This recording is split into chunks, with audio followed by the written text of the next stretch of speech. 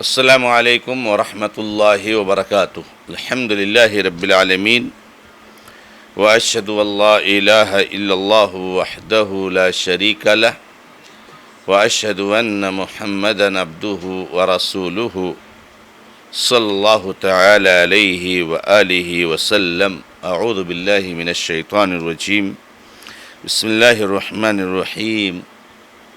وما أنزل على الملكين بابل هاروت وماروت وما يعلمان من أحد حتى يقولا إنما نحن فتنة فلا تكفر فيتعلمون منهما ما يفرقون به بين المرء وزوجه وما هم بضارين به من أحد إلا بإذن الله ويتعلمون ما يضرهم ولا ينفعهم ولقد علموا لمن اشتراه ما له في الآخرة من خلاق ولبئس ما شروا به أنفسهم لو كانوا يعلمون۔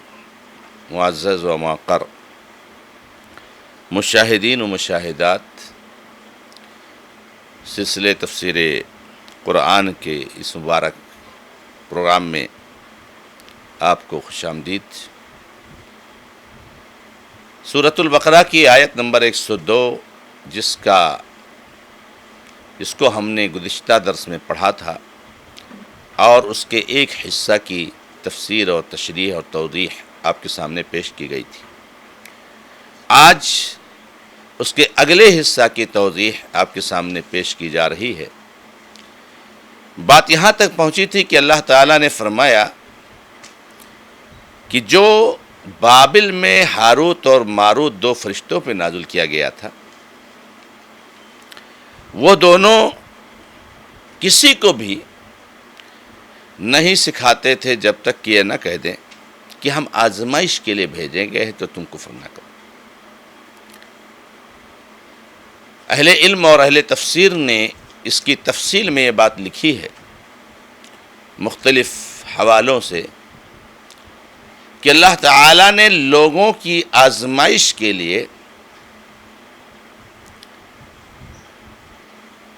بابل میں دو فرشتوں کو بھیجا تھا جادو کا علم دے کر، اور آزمائش کے دو ناحیے تھے۔ ایک تو یہ تھا کہ انبیاء کرام کو اللہ رب العزت جو معجزات دیتے تھے، بہت سارے انبیاء کو اللہ تعالیٰ نے معجزات دیے، تو بہت سارے لوگ انبیاء کرام کو جادوگر سمجھتے تھے۔ موسیٰ علیہ السلام کو اللہ تعالیٰ نے دیکھے معجزہ دیا، لاٹھی کو زمین پر ڈال دو سانپ بن گیا۔ بغل میں ہاتھ لے جاؤ، ہاتھ نکالو تو ایک دم سفید چمکتا ہوا نظر آتا۔ عیسیٰ علیہ السلام کو اللہ نے معجزات دیا۔ تو ان معجزات کی وجہ سے کچھ نادان لوگ، ناسمجھ لوگ انبیاء کو جادوگر سمجھتے تھے۔ تو اللہ تعالیٰ نے لوگوں کے اوپر یہ واضح کرنے کے لیے کہ جادو کیا ہوتا ہے اور معجزہ کیا ہوتا ہے، دونوں میں کتنا بڑا فرق ہے، اللہ تعالیٰ نے جادو دے کر کے دو فرشتوں کو بھیجا۔ اور آزمائش کا دوسرا ناحیہ یہ تھا میرے بھائیوں، میری بہنوں، کہ اللہ رب العزت دیکھنا چاہتا تھا کہ یہ یہود، یہ بنو اسرائیل، ان کی علمی اور تربیتی سطح کیا ہے، یہ کتنا جو ہے ایسی چیز کو جس کو سکھانے والا خود بول رہا ہے کہ یہ کفر ہے، یہ نقصان دہ ہے، اس کو مت سیکھو، ہم آزمائش کے لیے آئے ہوئے ہیں، یہ لوگ کتنا اس کو سیکھنے کے پیچھے پڑتے ہیں۔ یعنی لوگوں کہ علمی دینی تربیتی سطح کو جاننا اور لوگوں کو پرکھنا۔ تو اللہ تعالیٰ نے دو فرشتوں کو جادو دے کر بھیجا کہ جاؤ اور جو سیکھنا چاہے اس کو سکھاؤ، لیکن سکھانے سے پہلے ان کو اچھی طرح سے بتا دو کہ یہ کفر ہے، یہ جادو ہے، اس میں نقصان ہے، فائدہ نہیں ہے، ہم آزمائش کے لیے بھیجے گئے ہیں، تم کفر نہ کرو۔ تو یہ آزمائش کے لیے آئے ہوئے تھے، ان کے ایمان کو پرکھنے کے لیے آئے تھے۔ ان کے علمی تربیتی معیار کو پرکھنے کے لیے آئے تھے. اسی کو اللہ نے کہا ہے کہ بابل جگہ کا نام ہے. بابل میں 2 فرشتوں پر جو نازل کیا گیا تھا وہ جادو ہی تھا اور اللہ رب العزت کی طرف سے تھا. لیکن یہ 2 فرشتے وما يعلمان من احد حتى يقولا انما نحن فتنة فلا تكفر. یہ دونوں کسی کو بھی نہیں سکھاتے تھے جب تک کہ یہ کہہ نہ دیتے کہ دیکھو ہم فتنے کے لیے آئے ہوئے ہیں، آزمائش کے لیے آئے ہوئے، تم کفر نہ کرو. یہ کفریہ کام دے کر کے اللہ نے ہم کو تمہاری آزمائش کے لیے بھیجا ہے. اللہ کے لیے تم کفر نہ کرو، اللہ کے لیے تم کفر نہ کرو. تو یہ فرشتے ان کو منع کر دیا کرتے تھے، سمجھا دیا کرتے تھے. لیکن اب ظاہر سی بات ہے کہ اگر کوئی آدمی اتنی صراحت اور وضاحت کے ساتھ کہنے کے باوجود اسی میں پڑ جائے اور وہی کرنے لگے تو اس کی غلطی ہے. بھائی کسی استاد نے اپنے بچوں کو کسی باطل مذہب کی تفصیل بتائی، اس کا تعارف کرایا، انٹروڈکشن کیا، باطل مذاہب کی تفصیل بتائی. کس لیے تفصیل بتائی جاتی ہے؟ مدارس میں، جامعات میں اور اس کے علاوہ دوسرے ذرائع سے لوگوں کے بیچ میں وقتاً فوقتاً باطل مذاہب کا تذکرہ آتے رہتا ہے. کس لیے آتا ہے؟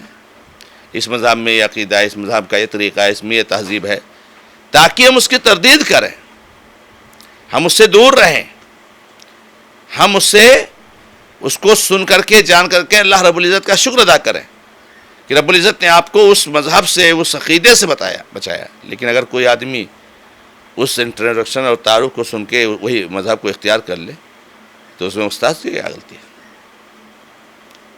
اس میں استاد کی کوئی غلطی نہیں. سکھایا تھا اس کی تردید کرنے کے لیے، بتایا تھا اس کی تردید کرنے کے لیے، اس میں خود ملوث ہو گیا. والیاذ باللہ. ایسے اللہ تبارک و تعالیٰ نے جادو دے کر کے 2 فرشتوں کو بھیجا کہ جاؤ ان کا یہ بطال، ان کی جو ہے کیا نام ہے، ان کا بطلان یہ جو ہے لوگوں پر واضح کرو اور بتاؤ یہ کفریہ کام ہے، اس سے دور رہو. لیکن لوگ اسی کے پیچھے پڑ گئے، وہی سکھانے لگے. اور یہ تو ہم کو اور آپ کو معلوم ہے میرے بھائیوں کہ جتنی بھی برائیاں ہیں، جتنے بھی خرافات ہیں، جتنی بھی مخالفتیں ہیں، ان سب کا خالق کون ہے؟ پیدا کرنے والا کون ہے؟ ان سب کو نازل کرنے والا کون؟ اللہ رب العزت. یہ سب اللہ کی طرف سے. قل کل من عند اللہ، سب اللہ کی طرف سے.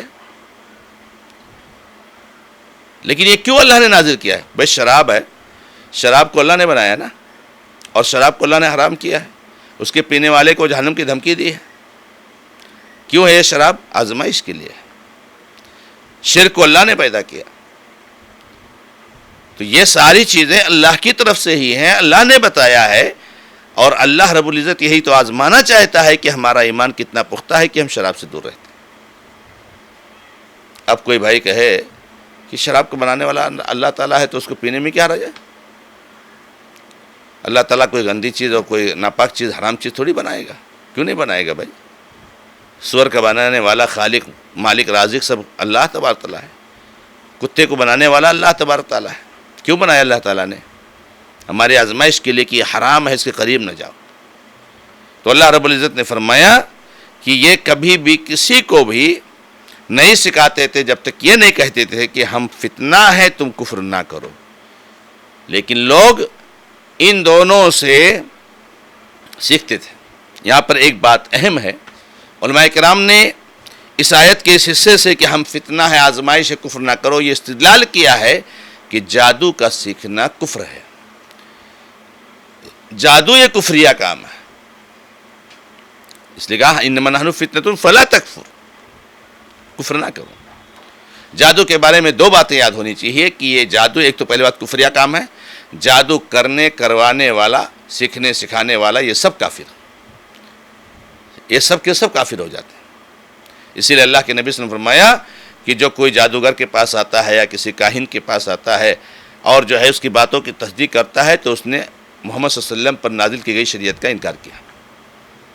اور دوسری بات جادوگر کے بارے میں یہ ہے کہ جو جادو کا عمل کرے کروائے اس کی حد اس کی گردن مار دینا ہے، اس کی حد اس کی گردن مار دینا ہے، اس کو قتل کر دینا ہے، یہ اس کی حد ہے، یہ اس کی سزا ہے۔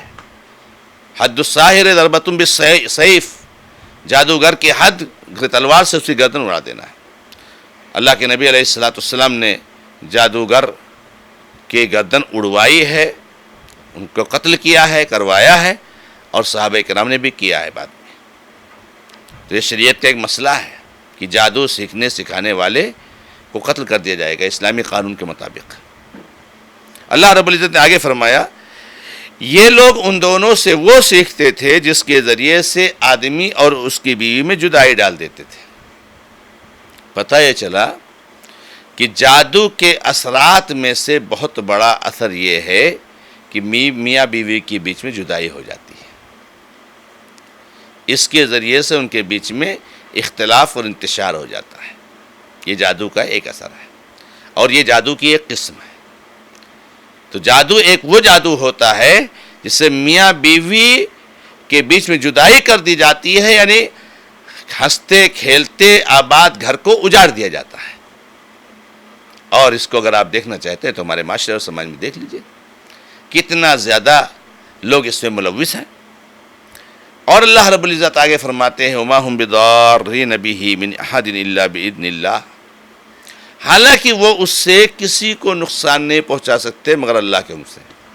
اس سے ایک اہم بات یہ معلوم ہے میرے بھائیوں بہنوں کہ جادو کا اثر بھی اللہ کے حکم سے ہوتا ہے۔ لاکھ کوئی جادو کرائے، اگر اللہ کا حکم نہیں ہوگا تو اس کا کوئی اثر نہیں ہوگا۔ ہاں، اس لیے آپ اللہ پر توکل رکھیے، اللہ پر بھروسہ کیجیے، اللہ کے احکامات کی پابندی کیجیے، اللہ کے بتائے ہوئے اذکار کا اہتمام کیجیے، انشاءاللہ کوئی جادوگر آپ کو کچھ نہیں بگاڑ سکے گا۔ لیکن جب آپ نماز ہی نہیں پڑھو گے اعوذ باللہ تو کوئی بھی آپ پر حملہ کر لے گا۔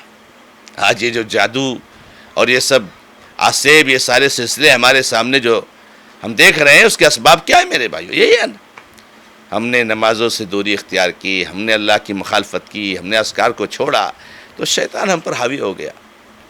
تو اللہ رب العزت فرماتے ہیں اللہ کے حکم کے بغیر کسی کو نقصان نہیں پہنچا سکتے۔ آپ اللہ رب العزت پر بھروسہ رکھیے، اللہ پر ایمان یقین رکھیے، آپ وہ کچھ نہیں کر سکتے۔ وَيَتَعَلَّمُونَ مَا يَضُرُّهُمْ وَلَا يَنْفَعُهُمْ، اس کو انشاءاللہ اگلے درس میں ہم لیں گے۔ اللہ رب العزت سے دعا ہے کہ رب العزت ہمیں اور آپ کو جادوئی عمل سے محفوظ رکھے۔ هذا ما عندي والله تعالى عالم والحمد لله رب العالمين وصلى الله على محمد وسلم تسليما كثيرا والسلام عليكم ورحمة الله وبركاته۔